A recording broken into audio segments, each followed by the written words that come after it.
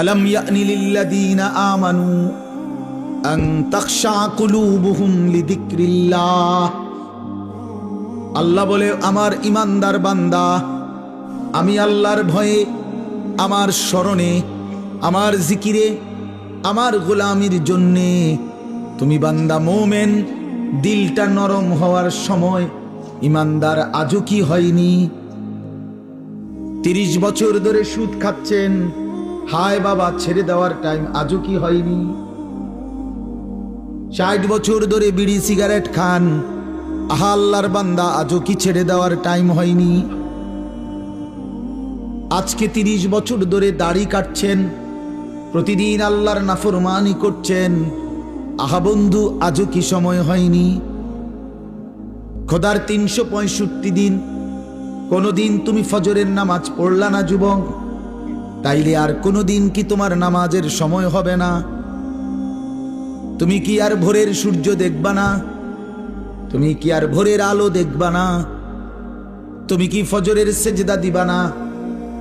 তুমি কি ভোরবেলা তোমার মনিবের গোলামি করবা না? হায় হায়। আফাহাসিবতুম আন্নামা খালাকনাকুম আবাতা। আল্লাহ বলে, বান্দা তাহলে কি এই ভেবেছো আমি তোমাকে অনর্থক বানিয়েছি? ও আন্নাকুম ইলাইনা লা তুরজাউন।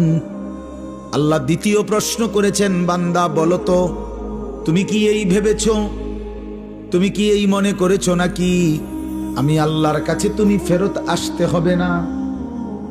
উত্তর দেন, হ্যাঁ যেতে হবে কিনা?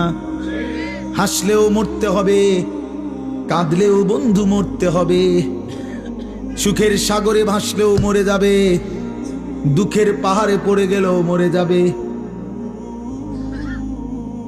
3 বেলা খাবার পূর্ণ জুটলেও মৃত্যু হবে, অভুক্ত ক্ষুধার্ত আর দারিদ্র হলেও মরে যাবে,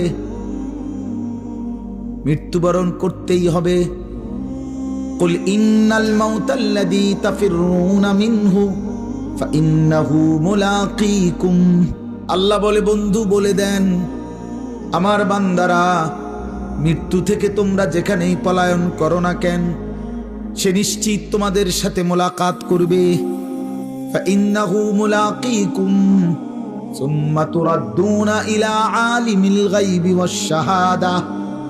অতঃপর আল্লাহ বলেন, সবাইকে মৃত্যুর মাধ্যমে প্রকাশ্য এবং গোপন সব কিছু জাননেওয়ালা সত্তা মহান আল্লাহ